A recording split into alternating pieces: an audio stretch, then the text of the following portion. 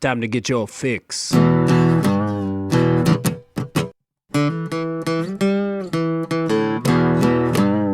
It's a horrible gaming podcast. It's not good, it's not great. Horrible gaming podcast. It's not even what you would call fair. It's really not that good.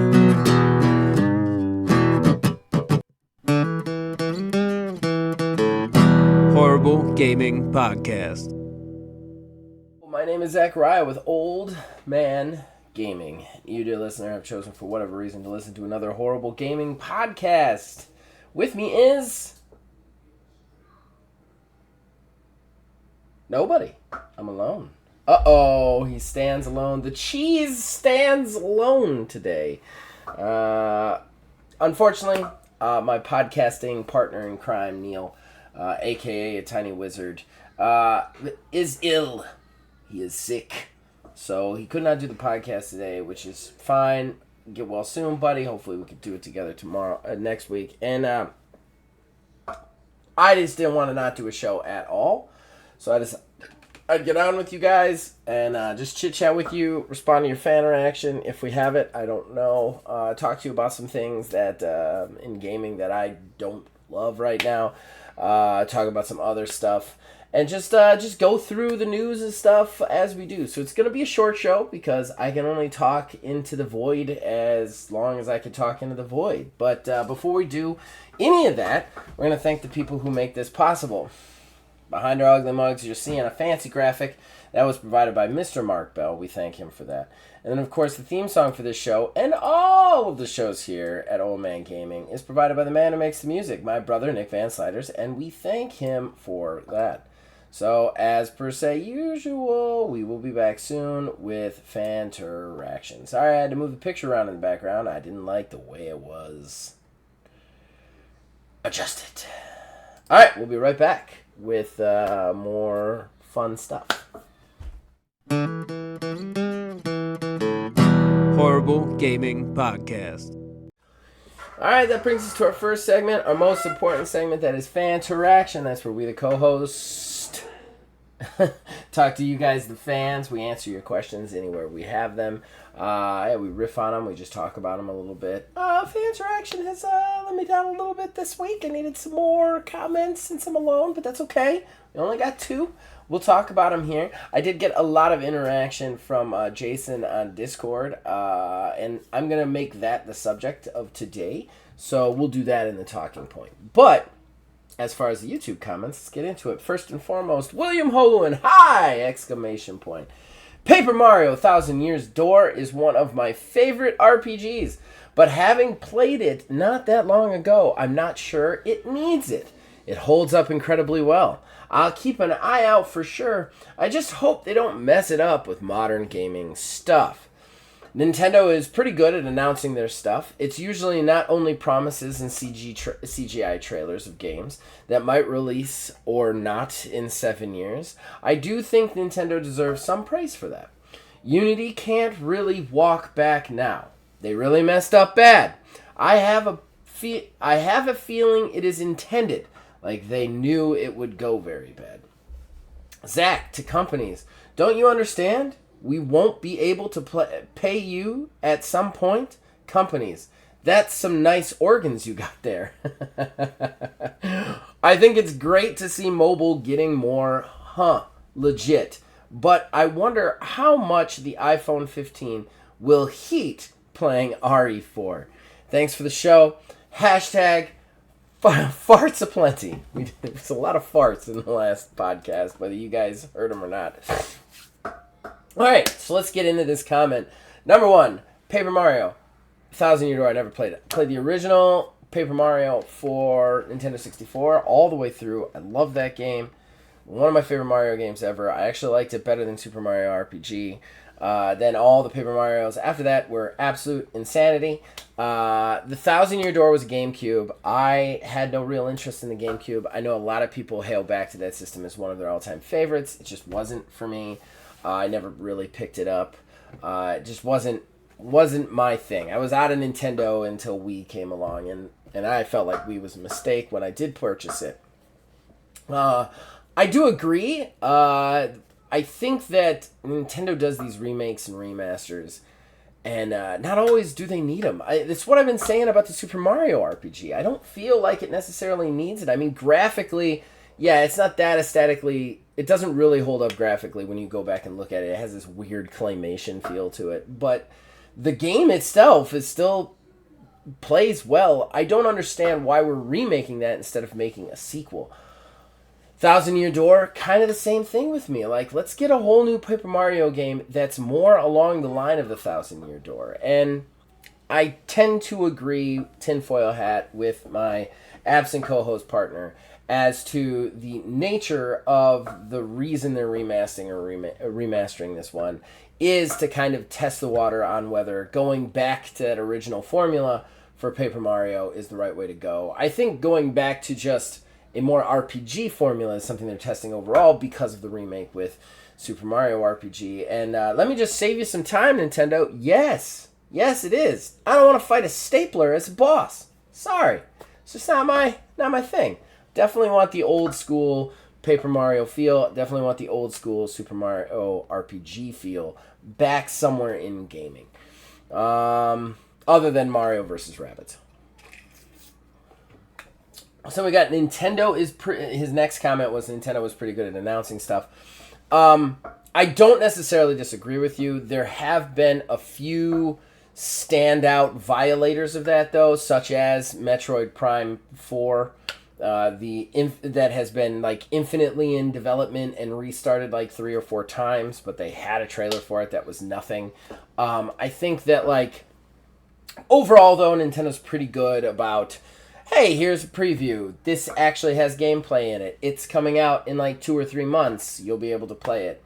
I don't necessarily disagree with that. I actually think, and I have thought for a long time, that Nintendo makes the games well in advance and just holds them, which is hard nowadays to not have leaks or whatever. But like I feel like that's the only way they could do this. I don't feel like they're finishing it when it's done. It's like, okay, what do we got in the vault ready to go out? And then they just pour them out as they're ready to go, which to me is why we're getting so many remakes and remasters right now, because they've decided to end the Switch life cycle probably in the next year and a half. So anything that was in the bank for them to throw out when they didn't have anything going out is going out the door now, which is why we're getting a lot of remakes and remasters. His next thing was Unity. Can't really walk it back now. I think I have a comment about Unity in my news, if I recall correctly. Let me just go to my news ahead of time to see. No, I don't. So let's go ahead and talk about that now then. Unity's they did walk it back last night. They actually clarified all their policies and walked it back quite a bit, to the point where like I'm not going to read out the numbers here. I'm not really great with the numbers. It definitely made some of the developers who were mad tweet out that they were okay with this. However, it still garnished like a mixed reaction, because there was plenty of tweets that were like, why would we trust you after that? And then there was also plenty of tweets that were kind of more along the lines of, look at this one section. And still in the agreement, it does say that they're going to be annually looking at the numbers and can change the policy at any time. Which, of course, if you have that kind of wording right there in the policy that you're releasing, in this specific situation, I mean, let's face it, almost every one of those policies, those fee policies that you see out there, has some wording like this, because the company wants to create a window for them to be able to walk something back, to change a price, to whatever. They never want to be pigeonholed into one thing for the rest of the company's existence. And in a way, I get that. You know, you've got inflation. You've got some other things where numbers go up. I mean, we are talking about the super evil gaming industry that has no regulations, does whatever they want. So I tend to not give them as much leeway. But as a company in a whole, I have a game company on the side. I would never put into the writing that, like, I can never, raise the price ever. Because at some point, if I don't raise the price, we're in trouble, That being said, when you have a policy that has garnered this much controversy, this much backlash and hate from the developers that create on you, the real people who give you a revenue stream, to then walk it back but make sure that it's in there that you can change it at any time. We've already broken their trust, and now you're putting wording in that says you can't ever really trust us. So that is still creating a problem. But they still have not, they're still committed to this. I do think that, like, Will put in parentheses, I have a feeling it is intended, and they knew it would go very bad. I kind of feel that way too, Will. I feel like the policy they released from the walking it back was honestly the policy that they were always going to put into place. And this is tinfoil hat firmly on my head, but I feel like more or less they were like, make the policy way worse, put it out into the world, and then when everybody hates it, be like, we're so sorry, we should have listened to you, walk it back. I don't think in this case it's going to have the desired reaction they want, because the people they're hurting are not consumers. You can kind of get away with that with consumers. I hate to say it, but you can. Consumers, the consumer base is in video games, ability to remember things is very goldfish-like. Sorry, consumers of video games, but it is. People can get away with stuff. People can, do updates to fix a game and make everything okay a year later, and then you guys are all fine with it. I think that, however, developers do have a much longer memory span, especially when you're messing with their paychecks in an industry that's extremely competitive, extremely unregulated, and extremely hard to exist in. So I don't think that it had the desired reaction, but I do think that this was kind of the master plan from them in a way. Let me see. What else we got? Can you guys still see me? Yes. Okay. So let's see. His next line was the company's organs. That was funny. The iPhone 15. I do think the iPhone 15 is interesting. I'm not an iPhone person. I don't want to give them my organs to get a phone. It's just not me. I also don't like the functionality of them. So I'm gonna be sticking to the more fringe phones. My favorite phone right now is like the off-brand version of the Samsung. So it's whatever, but it's my favorite phone, and it's lasted for I think over 2 years now. It doesn't look like it's gonna quit. That's what I kind of like, is the reliability instead of the flashiness. That being said, I think it is interesting that the iPhone is kind of marketing itself almost in the gaming space. I have never thought that mobile as a platform lacks the ability to be a serious gaming console. I think that mobile itself does itself a disservice because there's just so much shovelware, so much microtransaction-y bullshit on there that it gets very hard to weed out the good ones. And it gets very hard to take it seriously. So you end up, even big companies, like Bethesda released a crappy-ass mobile game in Blades. I think that, it's one of those problems that, people just, shovel a shitty version of something on the mobile phone. Whereas, honestly, I think that mobile has a lot of potential. There's a lot of games right now that I'm very into on Steam that are independent things that could easily work on mobile.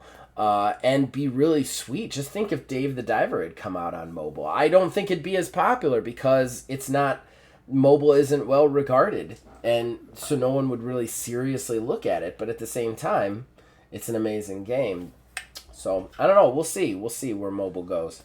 And then the only other comment we got, I managed to really string that first one out, didn't I? The only other comment we got was Jason. I can't get into Skyrim. It's medieval fantasy, and I'm still burnt out from the medieval fantasy deluge of the 2000s. I liked Fallout because it was near future. Most of my games I play are either modern or near future aesthetic. I wish there were more such games in the fantasy-ish genre, which is why Redfall really hurt me. Yeah, I get that. If you're not gonna do fantasy, you can't do Skyrim. That's for sure. I still think that when compared, the only reason Skyrim was brought up was Starfield, and comparatively, aside from the genre, just the way the game is made and plays, I think Skyrim is a better game. Like on a technical and kind of fundamental level, I think it's better. If you don't like fantasy though, I totally get it. You're not gonna get into Skyrim. It's not gonna be your game. It's just never gonna be your game. But if I'm comparing like the levels of freedom, the levels of playability, all of that stuff, Skyrim just wins on every level when I'm checking boxes off, except possibly size. And having size doesn't necessarily equal content, and we can tell that from Starfield's many planets of gray hues and sepia tones. So yeah. All right. Well, that's fan interaction, guys. As usual, you guys can always comment below anything you want to say, and we will read it out here and talk about it. So we're going to go to the talking point. The talking point I want to talk about is, like I said, we're not going to spend a ton of time on it because I'm alone today, but multiplayer game launches, and the state of them, which is not good. So we'll be right back with that, ladies and gentlemen. Horrible Gaming Podcast. All right, that brings us to my talking point, I guess. I don't know. The state of multiplayer launches in the game industry right now and what they are like. And why is this coming up? Well, I have talked about my want to play Payday 3. I was very excited about Payday 3. I still haven't gotten to play Payday 3, and I think if you guys follow gaming, you understand why.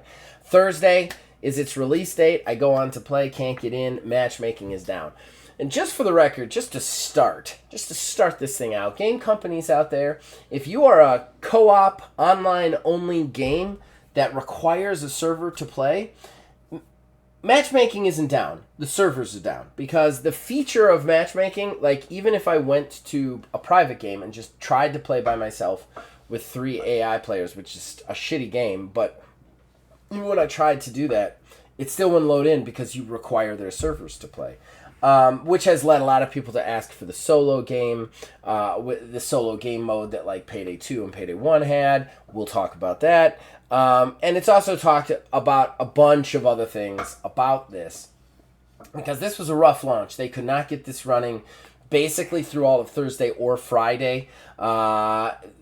I tried again on Friday. They had gone back down. They thought they had got it running Friday morning. Then it was up for 2 hours, then went back down. They had to work on it all day Friday. They finally got it running Saturday. And last time I checked on Steam, in the first 72 hours, they were still mostly negative on their review score, which is pretty rough. And yeah, I think that's just overall. I mean, not to mention the fact that this is a company that did an early access. They had an early access, so if you paid for it, paid a bunch of extra money to play it, you got to play it early. Those people didn't get to play either because of this issue. So, yeah, which, a whole nother thing. Those people should be getting some money back, if you're asking me. Maybe not the full thing, because the early access came with all these extra accoutrements, but they should definitely get some credit back because they did not get early access. They didn't get it at all. They didn't get to play. That being said, aside from that accountability being violated, we also have to talk about the fact that like this seems to be becoming the norm for multiplayer co-op games or even multiplayer PvP games. What game out there, ladies and gentlemen, that hasn't launched on day one as a multiplayer featured game hasn't had server issues and connectivity issues? It's just an absolute terrible situation. The state of the multiplayer games are terrible. Personally, I don't think there's an excuse for this. I just don't. I mean, we look at same thing happened with Outriders. This is what happened with this. We had problems with Division 2 when it came out like this. There was another one recently that we had serious connectivity issues when trying to launch into it, and I can't remember the name of it for whatever reason. We also have the Texas Chainsaw Massacre problems. That once they launched, they weren't doing too bad with that, but then immediately they didn't have any anti-cheat. We're in 2023. We've been doing the games as service model for some time now. We've been doing multiplayer only games for some time now. There is absolutely no excuse for this. I talked to a buddy of mine who had actually, made the comment that he had watched kind of a video on it, and a lot of people are kind of like, you get the most players on day one. So if you have enough servers for 100,000, for 40,000 players, but you're going to get 100,000 on day one, and then you're not going to have any more than 40,000 after that, why would you buy the servers for more? Because you're paying for those servers for just that extra time. I gotta say, I don't think that's an excuse. You're making people pay for the game. You have microtransactions in your game, so you're going to be getting steady income and revenue. And you can always rent the servers. There are plenty of places where you can just rent the servers. You rent the servers and then cut that number down as the number of players drop. The way they've done this is just terrible. It's terrible. They never seem to be prepared for the amount of people who are playing a game anymore. And that's just unacceptable. We have been doing this for nigh on 10 years now. There's no reason that you can't accommodate the player base that wants to play your game. Not to mention, you end up in these terrible situations where, people who, never get to play it. Do you think the casual gamer, the absolute casual gamer, is buying his $40 game, it's coming home, he's popping it into his game console, and it's not loading? He isn't taking it back and getting his $40 back? He is. That's exactly what he's doing. And while there is no real refund policy in gaming, I'm pretty sure if you take it back within 24 hours to GameStop, you can get the money back. I may be wrong on that. It's been a while since I've been in a GameStop and the physical stuff, so I may be wrong. But still, those casual players are going to walk away from it. They're not going to keep playing. They're not going to keep coming back. And the casual players are really where the money is, right? You've got the diehards. They're going to be the diehards. They're going to be with your game no matter what. They want to play your game, right? But the casual people who are just giving it a shot, if you give them a bad experience right off the bat, you're losing it out. I don't think this is a good model, and something needs to change here because almost every game suffers this. To the point where, anybody paying for early access on a multiplayer-focused game where you require servers is just useless. And that was another thing that came up from all of this Payday 3 thing, speaking specifically to Payday 3. A lot of people got really upset that there's no solo mode, so that they couldn't play in any way, shape, or form. Hey, the match makes it down, I can go in with the AI players. Well, look, the AI players suck in this game. They don't want you to really play with the AI players. They want you to play with other players. That's not the game that they want to put forward. So for me, my problem isn't that there's no solo mode, like a backup mode to play a less cool game. My problem is you didn't make us available to play your cool game. And if you're going to do that, if you're going to not have a solo mode because you want people to play online, fine, I'm down. Make it so that they can play. Or at least do it in some way, make a queue, make something. I remember when Dauntless went live. For the first time, I was very excited to play Dauntless when it first came to Xbox, because back then I didn't have a PC. When it first came to Xbox, there was a huge queue to get in, a huge queue. It's a free-to-play game, a little bit of a different situation because people are paying $40 to play Payday and can't play it. Or paying for Game Pass. Game Pass is not free. Game Pass is the price of admission. Nonetheless, Dauntless had a queue. It put up a queue. This is the amount of people we can have in here. We can't have any. Sit here, wait. You'll get in this amount of number. I was less mad at that than what they did in Payday 3. Because Payday 3, unless you had Twitter, unless you were watching Twitter, you had no idea what was going on. You would go into the game, you'd log into the game, you'd go to matchmake, and it would just keep saying matchmaking, matchmaking, matchmaking, matchmaking.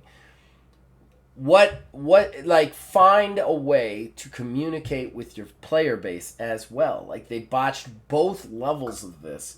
From just every possible conceivable angle, they botched this. So I don't know. I think that this is just something that's become commonplace. And again, as player base, as the people out there who buy these games, who give them their precious money, the only way we can vote against it is by saying no. And what's sad is you guys, anybody who's watched this channel, anybody who's watched these shows for a really long time, know that I am very, very, very big into co-op online games. I'm a games of service guy. I like it. When me and Neil argue, he's usually the guy who doesn't like it at all, doesn't want anything to do with it. And I'm the guy who's like, yeah, let's do it. That's what I want. I don't really want the narrative thing. But what bothers me is we get to this area where, and gaming's really good at doing this, where they keep doing something bad to you. Keep throwing bad stuff your way and just hitting you with not fun things until you become used to it. It becomes commonplace and you're no longer willing to like fight back because you're like, this is just the way it is, you know? And that's unacceptable. Really unacceptable. So I think that like, I hope that some people ask for refunds on Payday 3. I hope that some people really keep their outrage going. I unfortunately don't think that that's actually going to happen, but like, we have to say no as a group, collectively, eventually. And that's why I don't think I'm going to be playing this outside the review, just because of principle. And yeah, I don't know. There's a lot of games out there I want to try. So I don't know if I'm going to give these people my hard-earned time when they have already shown that they couldn't do anything with that hard-earned time for me, you know? Stepping back to the games of service thing. I think that, like, if you are a developer who is doing games of service, you need to prepare for the amount of people who are going to play in your game. If you lose a little money on day one because you have too many servers, that's better than if you lose so much player love on day one because they can't get in or they can't play. And I'll tell you one thing. If you are a games of service game, if you're an online-only game, communication is paramount. It is paramount. I'm going to tell you right now, some of the games that did suck, that I was really mad at, they won me back over with communication. You have to communicate with your fan base. You have to tell them what's going on, tell them what's happening. You have to be a little bit more transparent. And while Payday 3...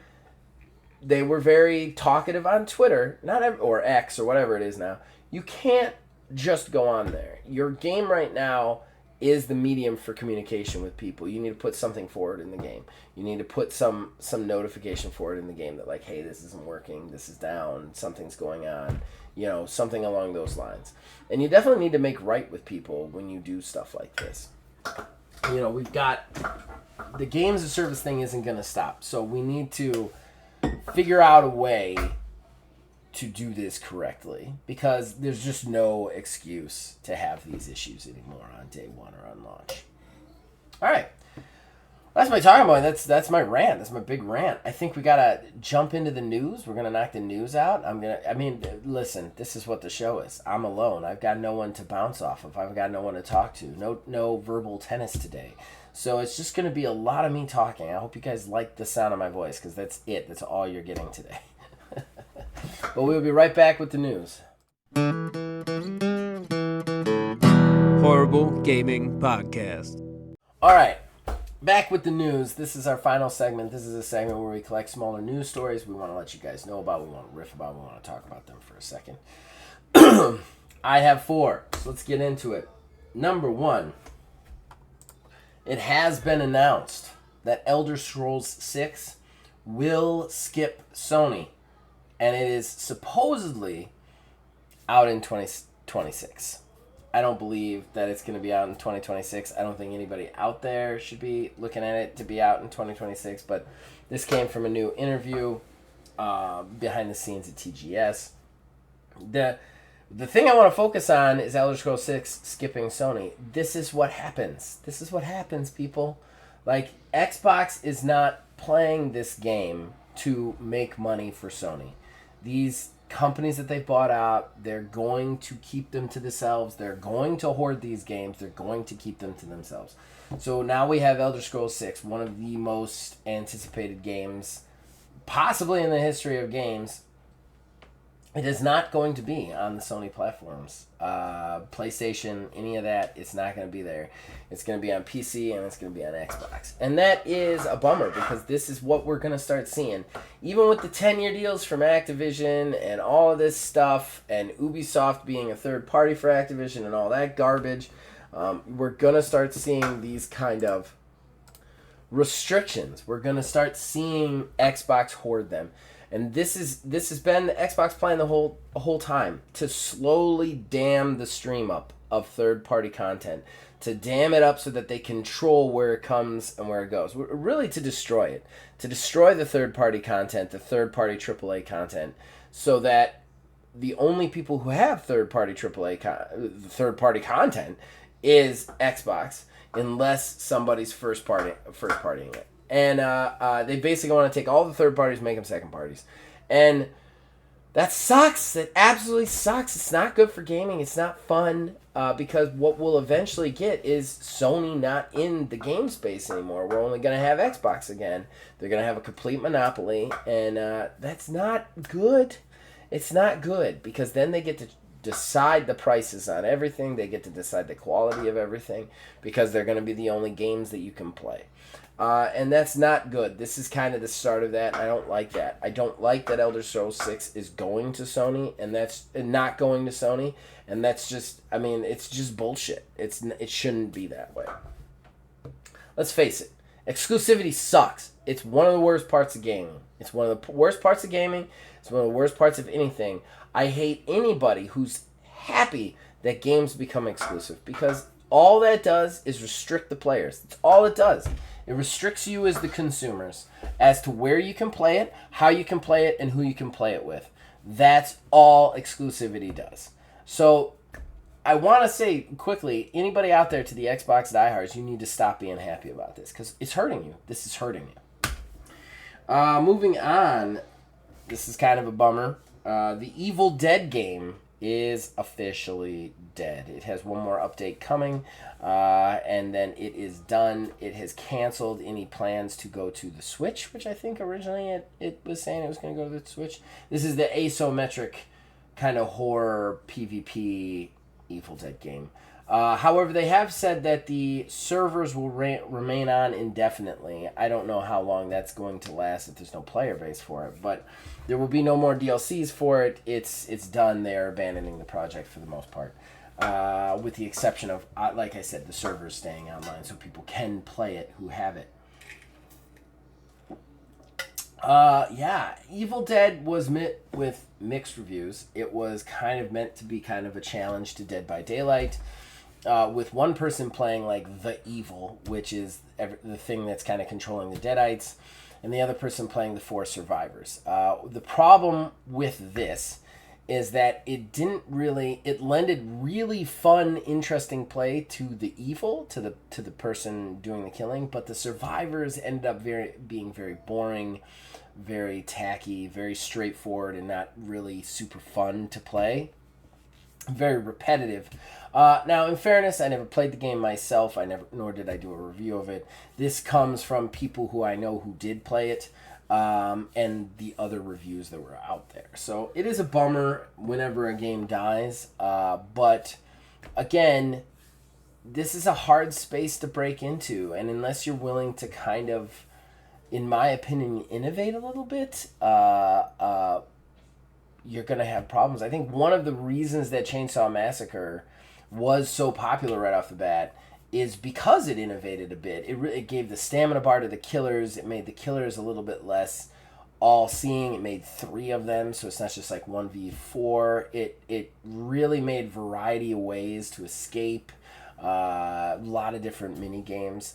Honestly, my biggest problems with that game are the fact that they, again, much like a talking point, we're not really prepared to be online, which is sad because they already had an online game that already had the problems that they had with this one, which was overabundance of hacking and a very poor attempted anti-cheat. So that forced them to take crossplay completely away, which means I can't play it with the people who I play it with, which means it's not on my hard drive anymore, because that's just a game that is most fun when played with other people. But they also had some balancing issues that they were slowly working through. I mean, every game like that's going to have those. You slowly make changes to it. You slowly make it better as you realize what people are going to exploit, how people are going to play.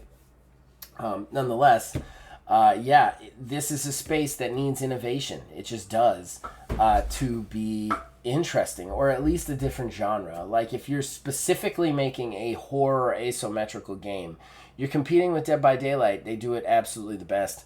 So you're going to have to innovate in that space. Like I said, like Texas Chainsaw Massacre did, you're going to have some new ideas, some new fresh things. And unfortunately with this game, all of the new ideas were on the killer, were on you playing the evil. And they were really cool ideas, but it was almost like the game developers forgot to make the survivors fun.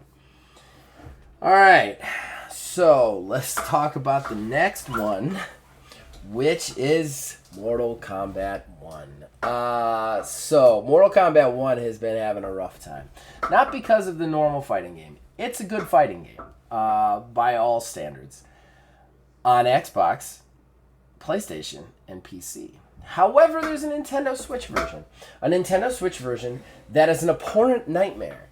Graphically, bug-wise, it's terrible. And get this, they charge the same amount. It's not discounted at all, ladies and gentlemen. The Switch version is a full $70. We all know what I think about Switch games being $70. It is absolutely uncalled for. You're on last generation technology by one. There's no reason that you should have the $10 bump up on there. This was a gross use of a way to get more money out of people that shouldn't have been there. But to make matters even worse, apparently, if you watch the MK Nintendo Switch trailer very closely, you notice a PC pop-up happening in the down corner. So a pop-up being like Steam has achievements, just like an Xbox or a PlayStation does. And they'll pop up in the little corner of the screen whenever you get them. And apparently, if you look very closely in the trailer for the Nintendo version, a PC pop-up pops up, like an achievement for something. They failed to edit out perfectly. So if you go through it.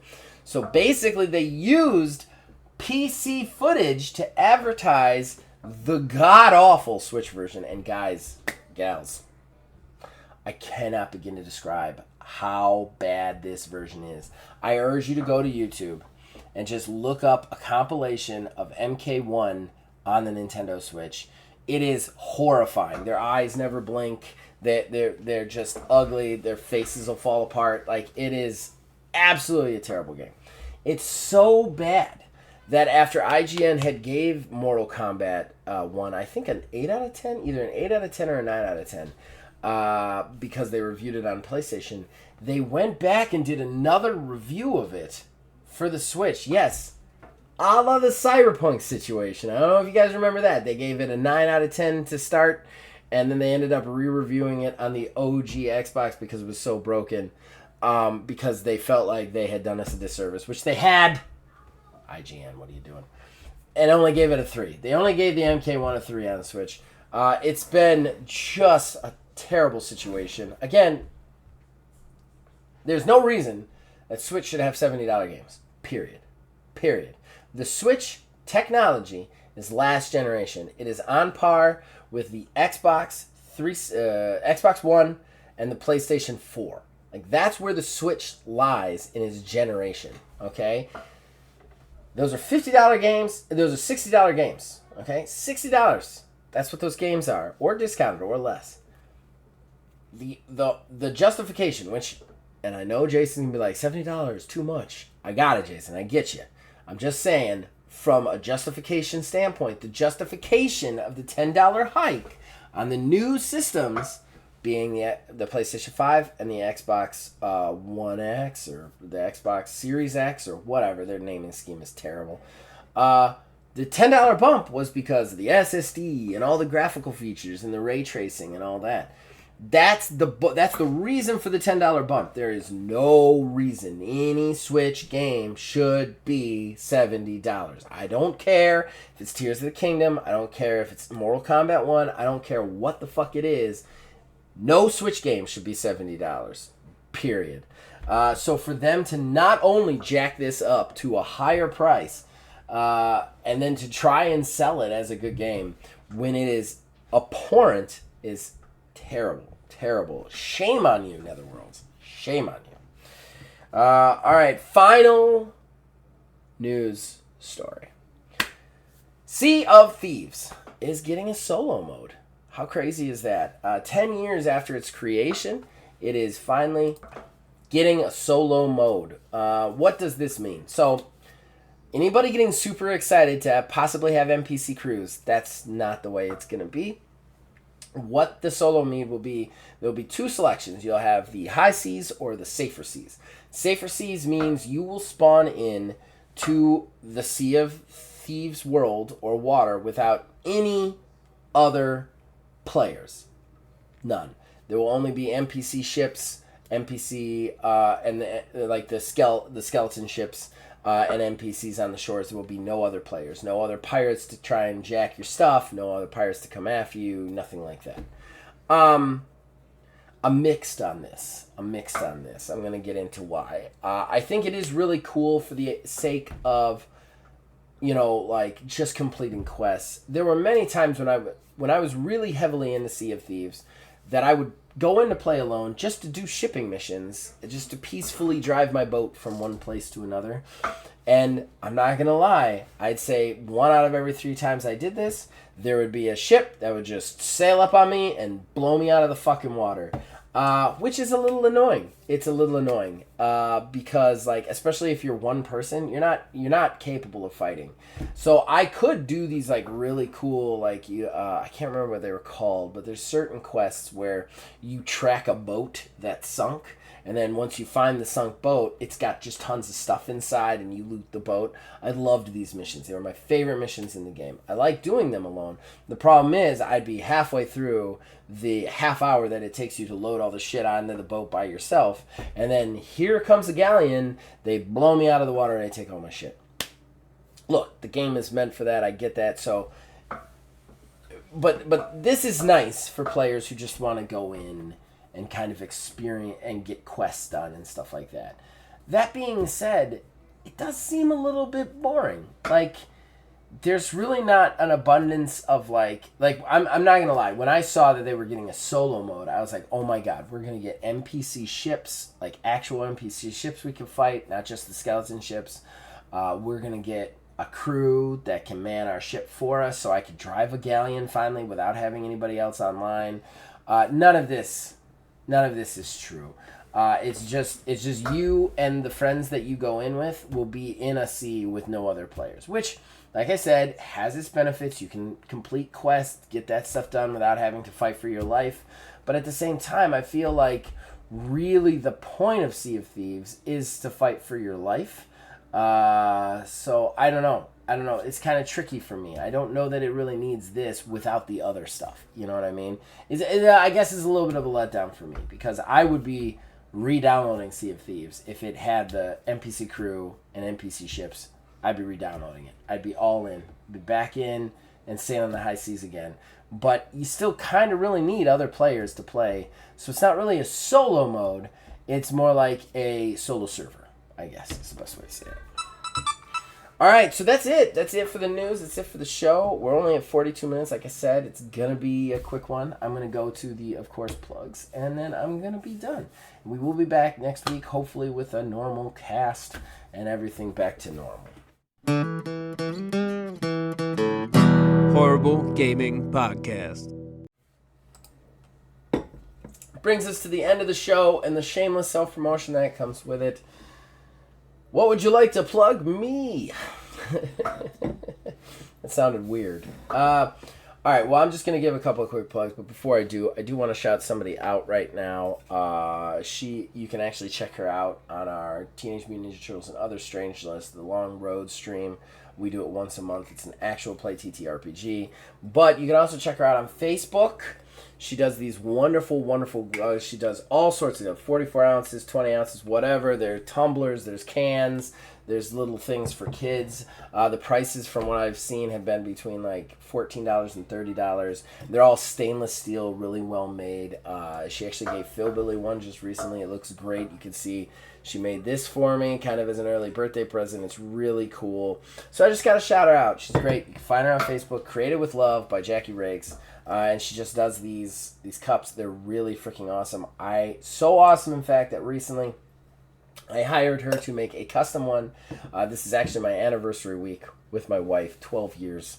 12 years and counting at this point. But her anniversary present, I made her a coffee mug specifically to her designs with kind of pictures of the family on there and like the date of our marriage and everything. And they're really nice, really quality cups. So I do want to shout that out.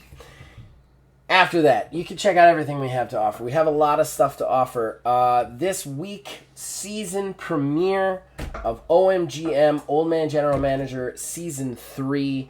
Really excited about it. We added another NPC character. It's still me and Grandpa Gamer booking against each other, but we upped our money by like $1 million, and we also upped the difficulty to hard, so it's gotten real crazy. So please check that out. I'm looking forward to what you guys all think about that.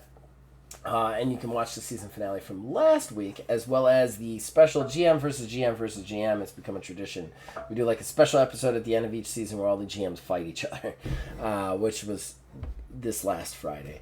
Other than that, we are taking a small break from Redfall, just a small break. We're going to finish it, but we had some scheduling conflicts that got in the way of recording, so probably one more week off from that, and then we'll be back on it till we hopefully get through it at some point soon, because I don't want to play it anymore.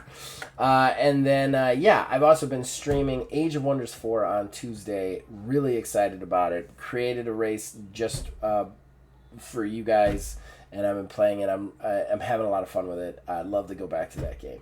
And then, of course, on the TTRPG side, we've got the actual play for the Stump Gang. Once a month, I think October is going to be the 5th, will be our next Turtles stream.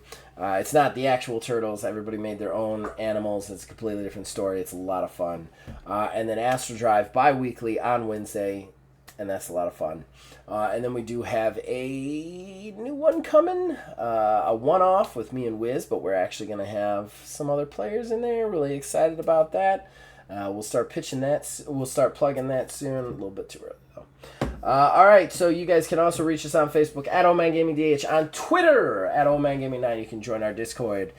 Link is in the description below. You can influence all of our shows from there. And then, as usual, ladies and gentlemen, as long as you keep watching and you keep listening, I, at the very least, will keep making this, and hopefully Neil will be well and good, and we'll be back next week. All right. Bye.